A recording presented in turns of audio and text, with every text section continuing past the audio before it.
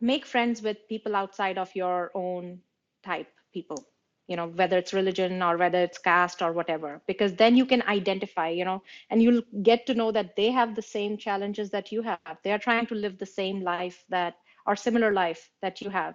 We may just be at different levels on that, ladder. I'm trying to climb up the ladder. Again, privilege also comes into play here. I'm trying to climb up the ladder, but I already started at a very high level on the ladder. But the other person is also trying to climb. At Peace Vigil, we build tools to help you build peace. Visit us online at peacevigil.net. Welcome to the D Word by Peace Vigil.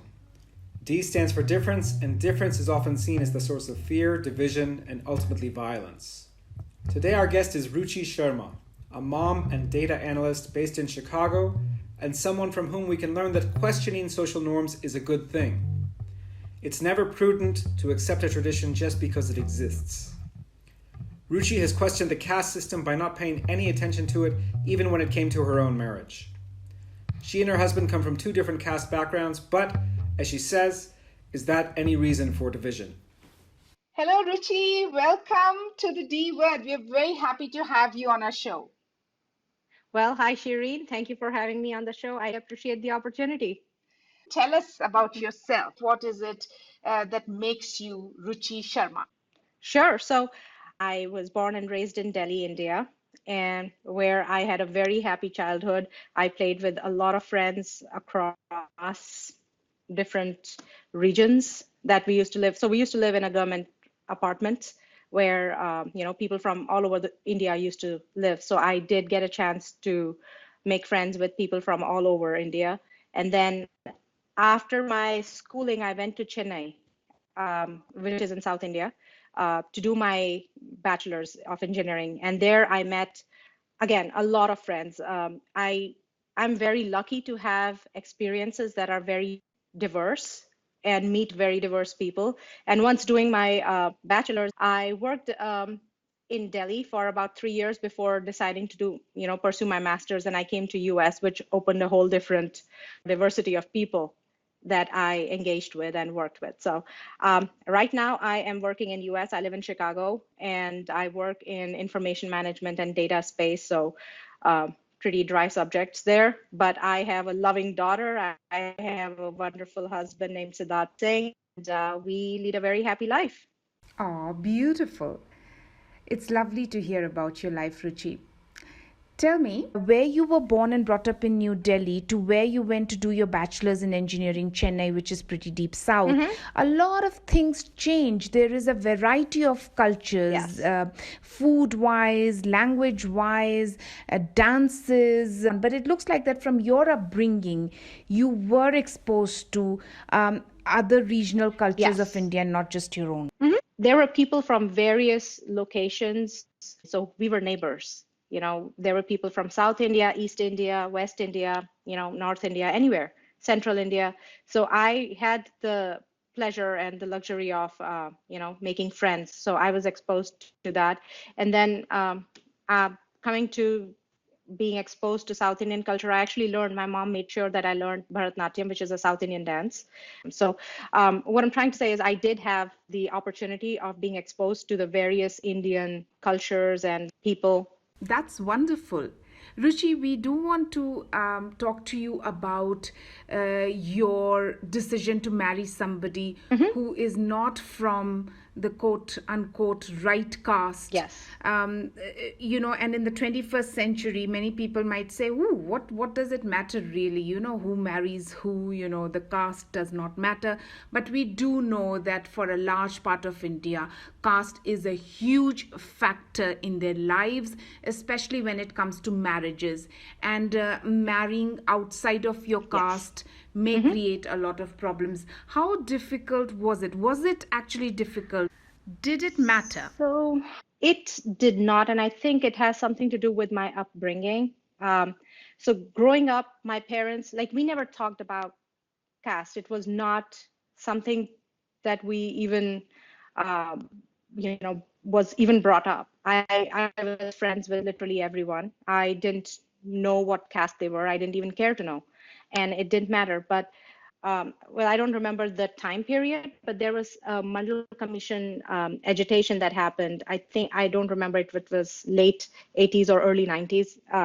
But that was, I think it was around reservation and, reservation for like, backward castes or lower castes, as you may call them.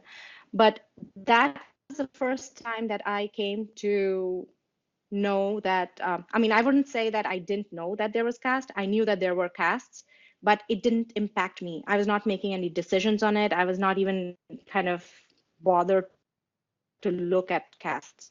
But after that Mandal Commission, it I would say it had like a negative impact because all of a sudden I started associating the last names of people with caste. Like that was a natural question.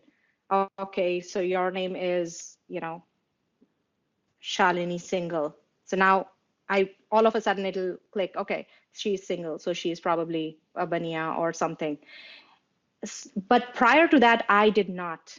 It didn't matter to me. For me, it was just having fun, play with your friends.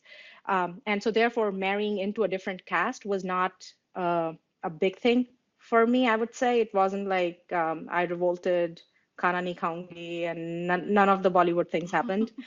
So, Ruchi, I think it's important to talk about a couple of things here. One is that you're right about the approximate dates of the agitations against the Mandal Commission. They happened in 1990 when the government decided to implement the recommendations put forth by the commission. For people who don't know what Mandal Commission was, it was set up to look into whether reservation in government jobs and government educational institutions should be extended to OBCs, other backward classes. Pretty big group of people in India who are at a disadvantage because of their position in the caste system. So the commission said that they should also get reservation.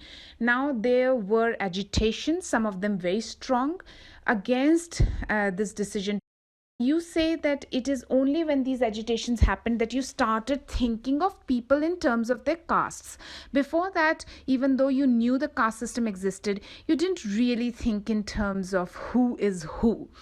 So, what's interesting to note here is that just because something is not in our consciousness, it is not something that we are strongly aware of, does not mean that it does not exist. So as we know, not just through the Mandal Commission's findings, but in general, all the studies that have been done, caste is a problem. Yes. Caste does put people at a disadvantage or at an advantage. I get, so yes. Do you think that it's perhaps your particular upbringing, perhaps the way your parents brought you up, where they did not mention caste? Perhaps that's the reason why for you it wasn't a reality. Probably. So also keep in mind, I come from a higher caste. So with higher caste comes privilege. And a lot of times it's embedded in us. We are not aware of it. We just take it for granted, if you will. So that is something that maybe that is why I didn't know. But then when I went to Chennai to do my engineering, I started observing things. At that time I didn't know that there was something called an MBC. MBC is most backward caste. I had no idea. But it's not about MBC or OBC or SC/ST or anything. Like I could see the difference. People coming from higher castes or people who had, I would say, access to more things were definitely more confident in terms of building relationships, reaching out. And then there were people who didn't have access to these things. And they were largely belonging to lower castes, I would say. I mean, I don't want to paint with a broad brush, but at the same time, yes, if you look at the numbers, a majority of them were belonging to a lower caste. And I'm sorry to say, but they didn't have the confidence to reach out to people and, go across the aisle and talk to the other people, while the other people were busy with their, privileged mindsets and having fun in their life. And I saw that difference, probably because I was very new. I was coming in as a third party, and I observed that. So I did reach out and made friends. But yes, caste does have an impact on people's life. Probably for a higher caste, it's not as much because they have access to things. For lower caste, I do think like confidence takes time to build. It's not easy. It's not easy. It kind of came naturally to us, but yeah, I observed that. When I listen to your experiences, I see two scenarios here, Ruchi. One is when some people get extremely angry about the privilege given to others in the form of reservations in jobs and educational opportunities. I wonder if the same people find it unfair or whether they don't even see it or they choose to ignore it, that there existed a privilege and it still exists way before the present day reservation that we're talking about. That is the privilege given to people because they were born in the upper castes. Yes. So the difference in confidence and resources that you talk about in Chennai is the result of that privilege. It is Yes. generational and it's unfair, and its unfairness is visible in society. Completely agree, and I couldn't have said it better. Yes, and it will take generations to get out of that, uh, you know, that mindset of privilege, or even the lower castes, for them to develop the kind of confidence that is needed to. It will take us generations. It will. So It's not even easy. though, mhm, even though you had that experience of the agitation around you against Mandal Commission, it did not turn you into a hater. You didn't start hating people of other Mm, castes. Why? no, How it did did that happen? not. Yeah, why? Why not? Well, I think the people that I was spending time with, be it at school or be it at home, were still friends. The only thing that Mandal Commission agitation did was it made me aware of caste. Like based on the last name, I could start telling people's caste. Mm, Like that was even a question that started coming to my mind. And to me, it's irrelevant. Why should it mm, come to my mind? It shouldn't, mm. right? So that's why I call it a negative impact. I see. But other But do than you that, think it that didn't change me. it didn't change you?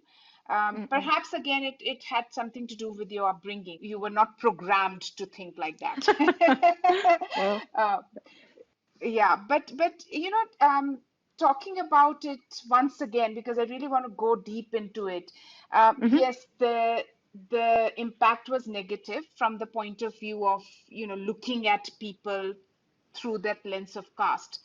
But also, I think it was perhaps a positive influence in the sense that you could then see the differences, things that were not apparent to you earlier.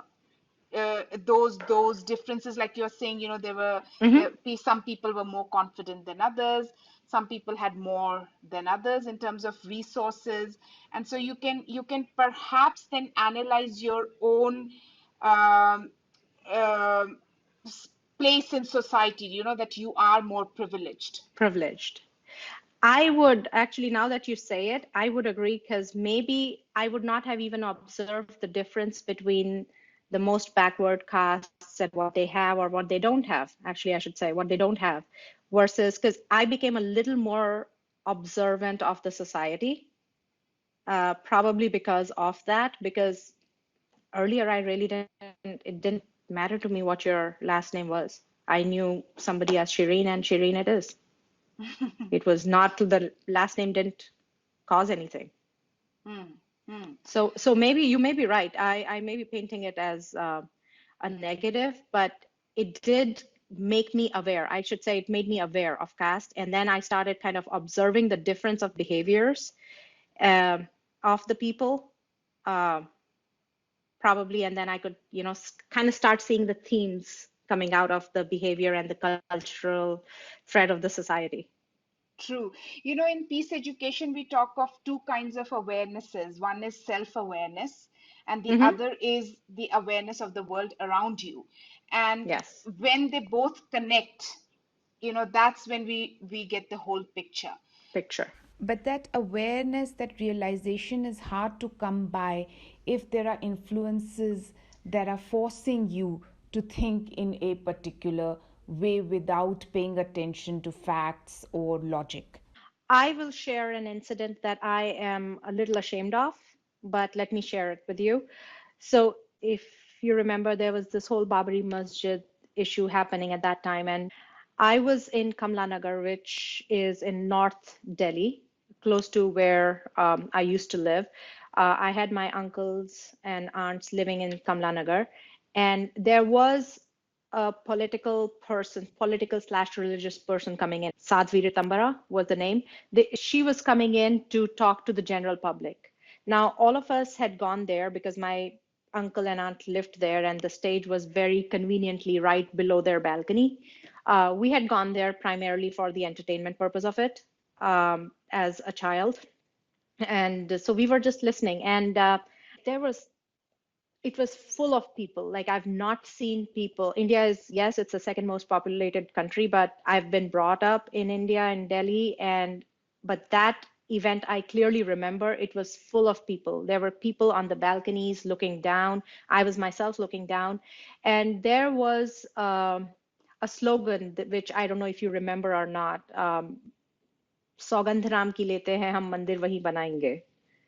And Meaning that we swear to God that we will build the temple there. And by there, they meant the spot at which Babri Mosque had stood for about 460 years before it was destroyed in yes, 1992 the by yes, fanatics. so the disputed spot that was there. And everybody, mandir wahi banayenge pe, they used to lift their arms like that. And I was in that crowd, We'll make the temple right make the there. temple right there. Mhm. And I was right there. I was in middle of that crowd. Frankly speaking, I didn't know where the mosque was. I didn't know what was there, what was not there. To me, it was just everybody's doing it, let me also do it. So that peer pressure, and why I'm saying I'm a little ashamed of it today is because it doesn't sit well with my values. But going back to the pressure of the society, and I think it is more that mob mentality. Like, if everybody's going and hitting a guy, then I should also मौके का फायदा उठा के दो चपेट मैं भी लगा दूं types. But it doesn't sit well with my values, which is why I am ashamed today. But at that time and that moment, I do think I should have been able to. Actually, I shouldn't have gone, frankly speaking, because now I became part of that statistic saying, okay, Sadhvi Ritambara ko dekhne 10,000 log aaye the. I was one of them. Please, can you translate that Sure, for us, sure, please? sure. So, like, there were about 10,000 people who came to listen to Sadhvi Ritambara, who's a very, religious slash political figure that probably, well, I shouldn't say probably, definitely kind of divides the society. And I was one of that figure. I was one of that 10,000 people. I don't think I should have gone looking back. I didn't understand the seriousness of the issue. I didn't understand what it meant. I didn't understand anything. And it was purely and purely in peer pressure that I did that. So, which is why, I even started off by saying that I'm ashamed that I did that. But I also think that the fact that I'm sharing it and saying that I'm ashamed it didn't sit well with my values, but I keep on saying this again and again, but it is important that I own up to my mistakes. It is difficult, but it is important, as you say. In a recent interview we did with a celebrated journalist, he did say that most people do realize that they have been part of something that was wrong, that was unjust, but they continue to say it or do it because they're too embarrassed and too ashamed to admit. Yeah, it it does hurt the ego at times. I would agree, but I own up to my mistakes. I think that is part of improving. That's how you improve. Unless you own up to your mistakes, you can't improve on them. I absolutely agree. That is the first step towards self awareness and self improvement, to admit that you're wrong and start changing yourself. I would also say that people don't like to question themselves. They don't like to question their upbringing. They don't like to question. To create a self-awareness, you should have that questioning mentality. If what I'm doing is my behavior right? Yes or no? And the answer, you should be okay with the answer being no, so that you can improve and work on it. So I don't think we're literally like agar mummy papa ne sikhaya hai to theek sikhaya hoga types, which may or may not be true. What you're saying is that our elders have told us that certain things are true or right, but that doesn't actually mean that they are. Uh, that knowledge or that information may or may not be right. We don't teach our kids to question. Like they have been trained a certain way, they have been wired a certain way. Parents have taught them that this is how we live. This is, and then along with the culture, be it caste related culture, religion related culture, it then becomes mine is better than yours. How is mine better than Yes. yours? Like, let's be honest, there are certain things that all of us are trying to attain, leave the world a better place for our kids, get better opportunities no matter where we are starting from. So those are our goals. You're absolutely right. If we pay attention, we do see that most people want the same things in life. But the divisions that we have been brought up with, they prevent us from seeing that. We don't change our outlook because the divisions are too deeply put in our brains. Change is, it will happen. It's natural. Not changing is what is not natural. There was a time when caste worked. I think we do need to question, is it relevant now? Let's learn from it and, change. Are we doing that? I don't know. Ruchi, here I would like to mention that in our experience as peace educators, we have found that prejudices and divisions are harder to spread if there has been enough interaction. Yes. It is easier to spread lies and misconceptions about people you have not interacted with on a daily basis. Therefore, mixed schools, mixed neighborhoods, mixed places of work are extremely important. When we see the so-called others every day, we talk to them, play with them, eat with them, work with them, we will not accept the lies that are given to us by politicians. So when we are exposed to the politics of hate, we be able to say, no, I'm not going to follow this politics. In your case, certainly we see that, you were exposed to the politics of hate coming from religious divisions and caste divisions. And in both these cases, you were able to say, okay, this is not right. We coexist, and you have shown it in your own life by marrying somebody who's not from your caste and living successfully and happily with this person, and proving that these divisions are really superficial. Yeah. I mean, I would say I had friends and I was not able to break that. Like, I wouldn't see you or your caste as your identity. I was not able, and that was primarily because I think I was exposed to various people. I was able to relate with them. I was able to connect with them. I knew them as a person versus, a lot of this hate, I think, be it because of caste, region, religion, or anything, is coming because of the fear of unknown. And that fear of unknown is only going to go away when you start making friends with the people who are outside of your comfort zone, if you will. So if you continue to live in that echo chamber where you're like, I'm an upper caste, then yes, you are an upper caste, but what the hell? So I do think that people need to step out of their comfort zone and make friends, or I say this, reach across the aisle, but make friends with people outside of your own type people, whether it's religion or whether it's caste or whatever, because then you can identify, and you'll get to know that they have the same challenges that you have. They are trying to live the same life that, or similar life that you have. We may just be at different levels on that, ladder. I'm trying to climb up the ladder. Again, privilege also comes into play here. I'm trying to climb up the ladder, but I already started at a very high level on the ladder. But the other person is also trying to climb. What if things had been different? What if we had a system whereby people of a caste were not allowed to interact with another caste?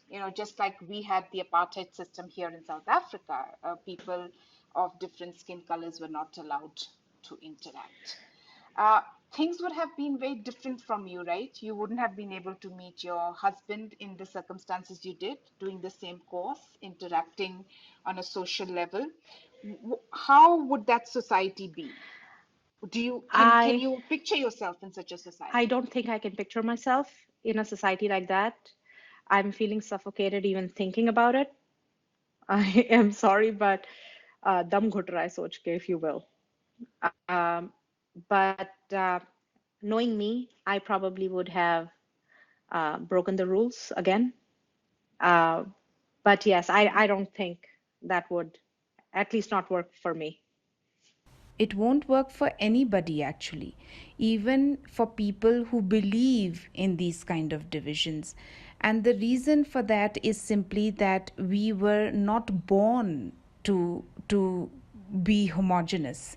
It's just not possible. Even in a country where everybody speaks the same language, follows the same religion, and so on, there will be differences. There are differences. We look at any experiment done in which people have tried to have a homogeneous society, those experiments have failed miserably.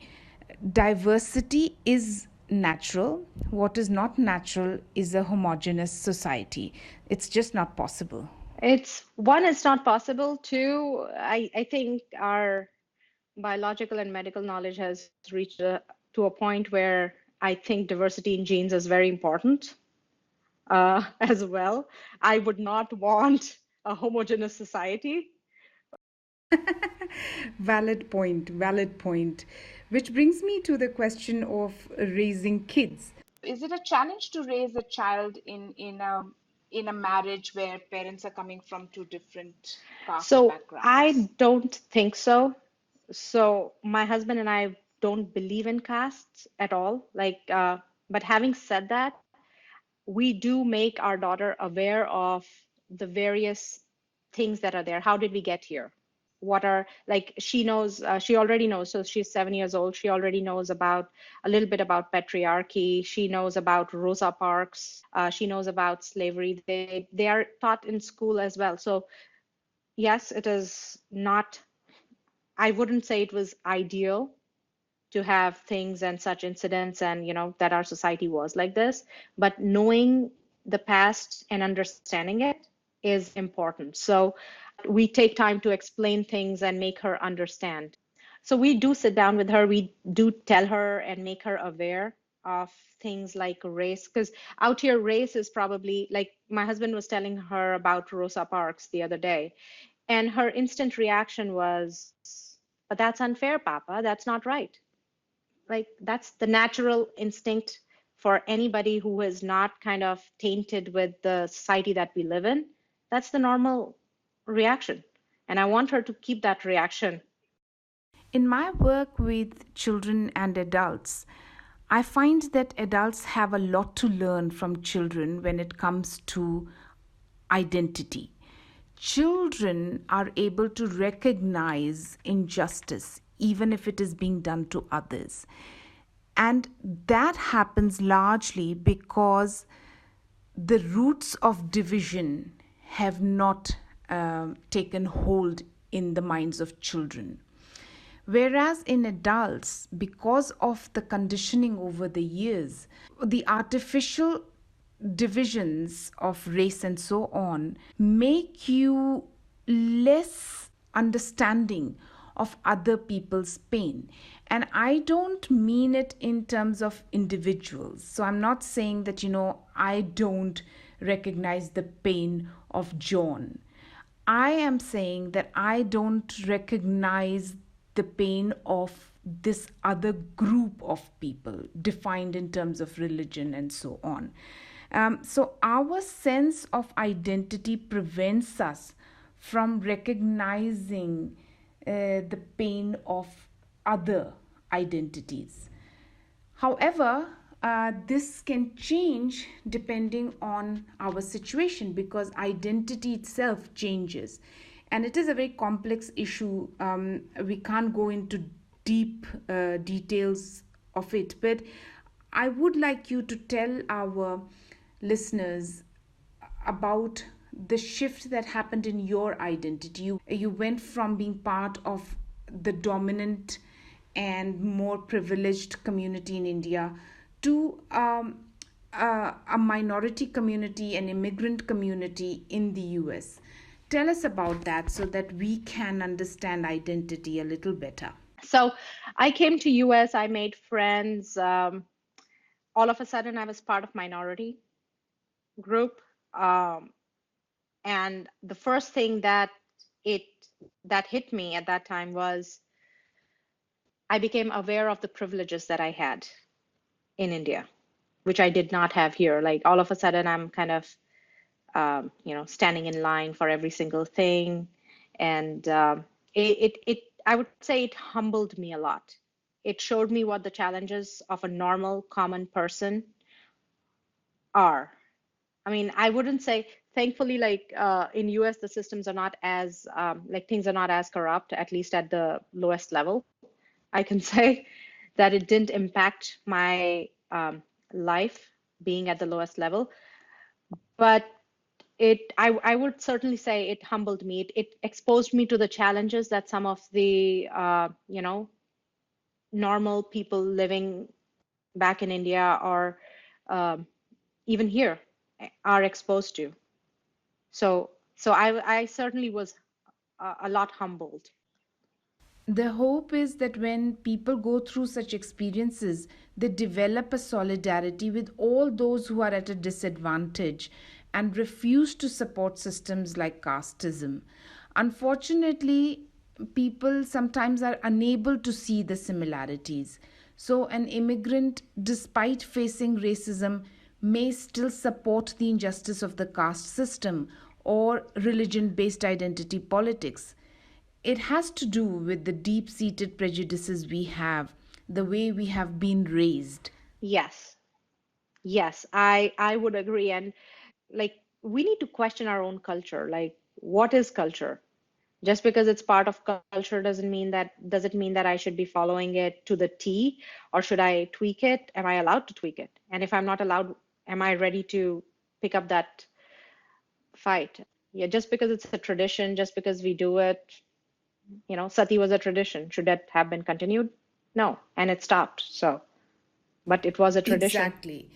And the way change works is that we begin with ourselves. In your case, certainly one Yeah. can see that you did not follow what was expected from a religious, cultural, or traditional point of view. You went against those norms.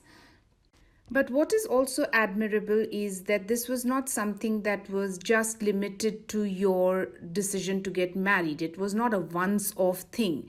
That you actually follow this philosophy in your lives as a family. Often people take a decision, but when it comes to raising their child, they are not confident that the alternative set of values they want to live by will help their child in a society that is largely following the ways of thinking that they have gone against. So, to raise a child clearly as having no religion or no caste is a fearful prospect, even for those people who have gone against the norms. What has been your experience? Have people asked you, given your mixed marriage, what religion or what caste your child is? So, so we have been so caste and religion, both my husband and I, we both have relinquished what we were given, but that is just us. For for my daughter, yes, people have asked us. People have said, what kind of traditions will she be following? Is she this? Is she that caste? And my husband and I are very clear that she is not aligned to any caste. And then they're like, well, no matter what you say, as part of the whole patriarchy system, she's going to be taking your caste, and what you say is You mean your husband's yes. caste? Yeah. So when my husband said that she doesn't have a caste, like why should everybody have a caste? But she doesn't have a caste. So he was told by them that she will be taking his caste because as part of the patriarchy, she will follow her dad's traditions. And his response was immediate, like, well, it is going to be my decision, at least till the time she becomes, a grown up, a grown adult. Until the time I'm taking decisions for her, she doesn't have a caste, and it will be my decision. It's not going to be just because in tradition, this is how it's been going, because it's all, Shireen, it's all kind of intertwined. Patriarchy and casteism and sexism and all this is kind of intertwined. So again, kind of going back, we need to question things, be it in patriarchy, be it sexism, be it casteism, be it anything. Just because some things were done a certain way doesn't mean that they will or should be continued the same way. Plus, So I think that, if you are earning your own living, you are the parent of a child, you get to decide. So the society, even if it tells you, look, no, no, no, your child has a caste because, you were born in a caste. I'm sorry, it's my child. I'll change your sentence a little. Even if I was not earning, even then it's my child. True. So I will make Absolutely. decisions for her. Absolutely. Between my husband and I, we both will make decisions for her till the time she is ready to make decisions for herself. And then she is good to go because she'll have her own value system, which may or may not align with mine, which is fine with me. Again, Absolutely. Ruchi, it has been a pleasure talking to you. I hope that our listeners take inspiration from you. Many of our listeners may not have the advantage you had of an upbringing and experiences that led you to disregard the various artificial divisions of caste, creed, and so on. And for them, we would like you, please, to leave a thought that will inspire them to make the changes that are so necessary in our society. so this actually brings it's Rabindranath Tagore's poem, and I don't want to say it because I don't know Bengali, but it basically says, if nobody comes with you, then go alone. I don't know if you can find it. যদি তোমার দক্ষিণে কেউ না আছে তবে রে একলা চলো রে.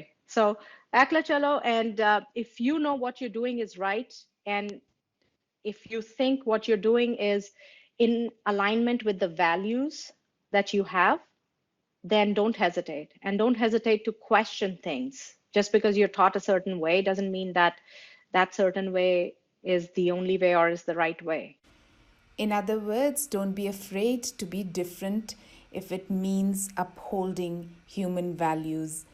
My Bangla is also not very good, but I will say it once in my broken Bangla. Jodi tor dak shune kyo na ashe, tobe ekla cholo re. If they answer not to thy call, walk alone. Thank you, Ruchi. And we wish you and your husband and your daughter many, many years of beauty, health, and happiness. Oh, thank you, Shireen. Thanks again. It was awesome talking to you. Thank you for having me on the program. It was an Namaste. absolute pleasure. Thank you, Ruchi. যদি তোর ডাক শুনে কেউ না আসে তবে একলা চলো রে যদি তোর ডাক শুনে কেউ না আসে তবে একলা চলো রে একলা চলো একলা চলো একলা চলো একলা চলো রে যদি তোর ডাক শুনে কেউ না আসে তবে একলা চলো রে. You've been listening to The D Word, the show about differences. Exploring the world of difference is essential to peace. On caste and even race, remember that these are divisions we create for ourselves. They have no scientific basis. Genetically speaking, there's only one race, the human race. But socially, racist and casteist societies create and recreate race and caste every day.